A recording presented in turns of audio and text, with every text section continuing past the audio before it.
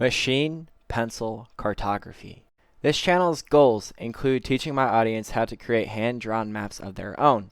As a preparation to achieve this, I will work towards this goal by giving lectures about all the pervasive metrological details that go into creating an excellent map. This will work just like our appreciation. We aren't just learning about geology. In addition, I would love if my viewer could appreciate the reasons why I became involved in this discipline. In order to achieve this goal, I will set out on an expedition to teach my audience about all the pervasive things that will go into the process of making a map of our own. It is my hope that at the end of this, you will understand that we don't just study geography on this channel, because to me, my maps mean so much more than just landforms.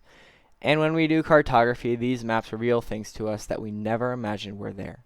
We will begin by discussing what the materials are that a cartographer might use in order to make an excellent map. Practically speaking, our supplies will just be simple craft supplies. Most of them will be things that people already have in their own homes, and a lot of what we might need will be very affordable. We will discuss what these materials are, and how to find materials that are the best quality possible. We should become cultured to these facts and figure out how to get the most out of what we have. We will need to collect supplies such as paper, pencils, stencils, rulers, and measuring devices.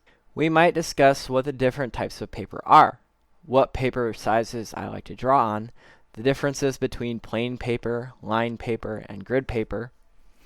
We might also describe our options when it comes to laminating paper and how to use wax paper to preserve our paper and protect our paper from the elements.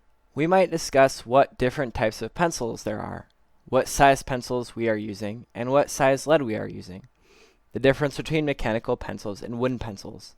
We might also discuss our options when it comes to erasers. As to our stencils and our rulers, there are dozens of options to use. Some of them are very fragile and they need to be treated carefully. Some of them are more durable. Then we have our measuring devices. These might include our compasses and our sextants. This category might also include tape measures and other devices as well. Finally, we will need to discuss our techniques.